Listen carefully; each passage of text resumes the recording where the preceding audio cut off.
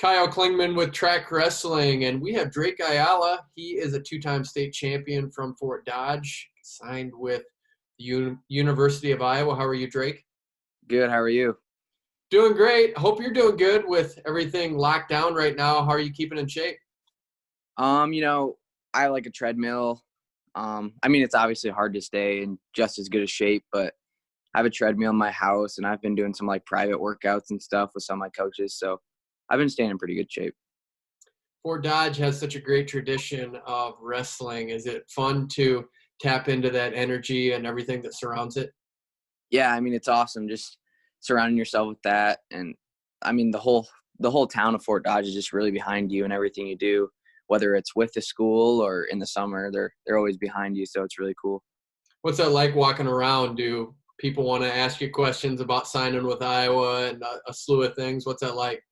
Oh yeah, before I committed, I couldn't really leave the house without someone asking me where I'm going. It was pretty crazy, but now I think a lot of people were excited that I chose Iowa just because it's in the home state. So I've gotten a lot of congratulations and stuff like that, but yeah, it's cool. What when they want to know, like, is it just school or are they pressuring you at all? Goes into their thinking of asking questions like that? Oh, like before I committed? Yeah. Oh, there would be some people that had a opinion and they told me about it. It'd be funny. I'd go to like a gas station or something, and an old man would be like, "You better choose this school, or you better choose this school." Like it was different every time. I don't know. What went into the process? How did you get it down to Iowa, and what did the entire process look like?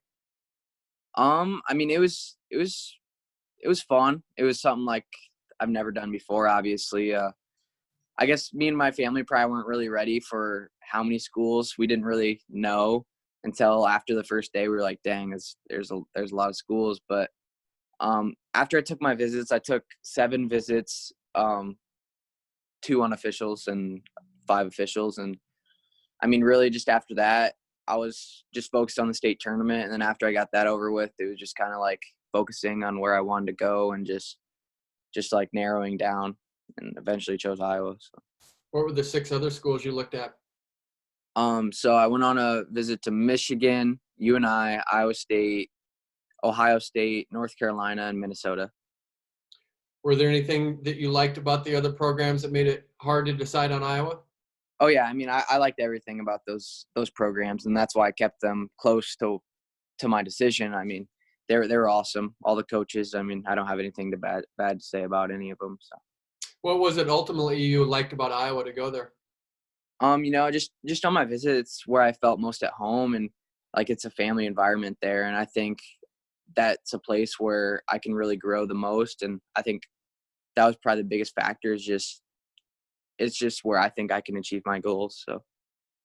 Do you have conversations with other recruits? Because there's a lot of talent coming out of Fort Dodge, especially around your weight class. Do you have conversations with Brody Teske and others on what they went through?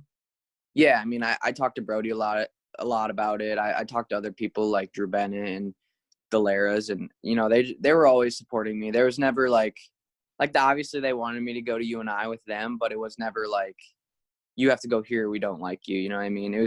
They were always supporting me, and they understood what I was going through. So it was cool. Was the main push to go to Iowa for people that wanted you to go to a certain place? Yeah, most of the people here are really Hawkeye fans, and I mean, minus Sam Cook, who's there now, it was kind of like they always went to the other places. There's a lot of Fort Dodge people at UNI, and Brody went to Penn State for a little bit. So. Interesting dynamic that they have a lot of Pennsylvania flavor, but you're coming in as one of the Iowans. Do you feel like you have an added role to carry the role of an Iowa high school wrestler at the University of Iowa? Yeah, I guess you could say that, but I don't really look at it that way. I think no matter where we're from, we're all a team, right? So, once I get there, I don't think it will be any different. How do you develop your style? You have a motor, you go hard. Where did that come from? I don't know. I think it's something in my brain, I guess. I don't know. I just don't want to stop. I don't really know. I get that question a lot, and I really couldn't tell you. It's just a mentality, really. Did you always have that then early on? Um, No, I wouldn't say so. I think after I started training with TJ a lot and Siebold, that's when I really developed that style, I would say. What's it been like training with TJ Seabolt in that Seabolt Academy? I mean, it's like nothing other. I don't think there's any club like it.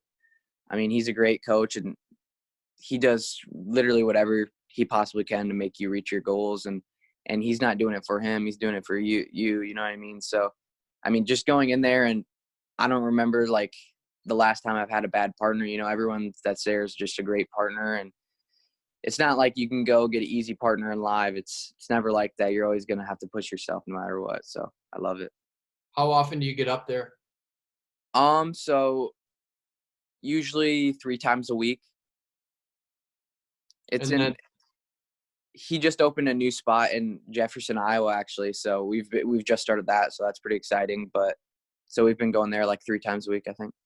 how do you utilize the resources you have in Fort Dodge? Because Iowa Central's there, and you have some really good coaches out of that program, and of course Bobby Thompson. How do you use them to develop? Yeah, I mean the coaches here are always helping me. I did a workout with Tanner this morning, Tanner Utley, the assistant coach. So I mean Moffitt's always helping us too. Whenever we need anything, we can use Iowa Central's room, like if we get closed or something. So they're really it's almost like we're all together here. It's awesome. What does the next year look like for you? You're going into your senior season, and of course, winning state is what you're striving for. But how do you get yourself ready to go into that Iowa room and be ready to go as a true freshman? I mean, just do whatever the coaches tell me, really. I mean, it's exciting just thinking about it, but you know, I have a whole nother year of high school left, and then when that gets done, I'll start getting focused on that. So How did you follow wrestling in the state back when I was watching? It was Iowa Public Television, but I don't even know if that was around when you started out. How did you get the flavor of what Iowa wrestling in the state of Iowa is all about? I mean, I think a moment that sticks out to me is like in my living room, and I don't even remember what year it was, but Tony Ramos was wrestling in the national finals, and I was like, it was finally getting old enough where I could like realize what this was and stuff. And we were just watching it as a family. I was like, man, I want to be that dude someday. I want to win a national title. So that was really, Have you been over to some Iowa dual meets? yeah. I went to a few this year. I went to a few last year. I mean, actually, kind of surprisingly, I was like, I've never really went to an Iowa duel until like 3 years ago. I went to my first one. So, but went to a lot lately. What's your family think about all of the craze and you going to Iowa? Um, they were doing good about like kind of maintaining it, and we didn't really like it very public, like because then that's when the media feeds into it and then they get involved in your decision, and we didn't really like that. So like we just took my visits and we just kept it close to our family, and like even like some of my closest friends didn't even know where I was going until I committed. So What's your decision process like when you narrow it down? Do you have a formula that you go through? Do you sit down and talk about it? Take us through all that. yeah, I mean it was tough. I think I'd say like the final two were Ohio State and Iowa. And, you know, those were the really two I was closest with the coaches and just where I felt at home. So, I mean, it was a hard decision, but I mean, I think I felt like I know I made the right decision. And obviously it's tough making that decision just because it's going to like affect the rest of your life. But I know I made the right decision, and just really everything. I don't know. What kind of things did Tom Brand say that you like? I mean, just everything.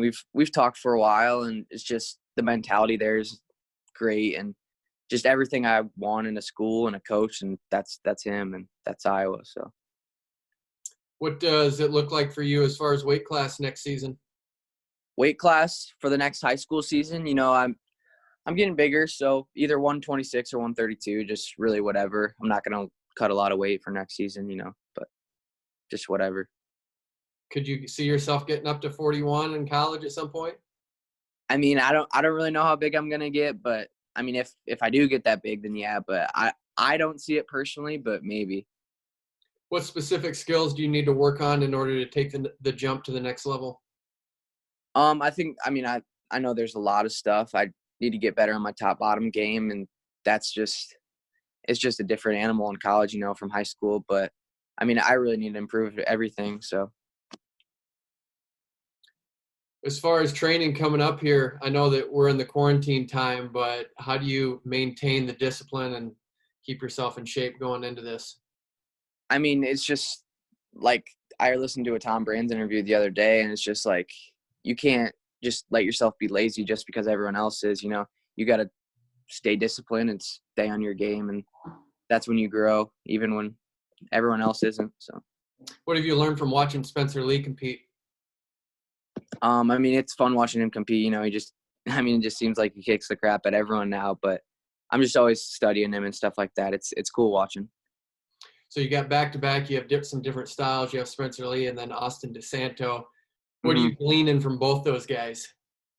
I mean, obviously Austin's pace is awesome, and then Spencer's technique, and really, I mean, really, they're both great wrestlers. I don't know, they're good all around. So, What was that like when you saw that the D1s were canceled?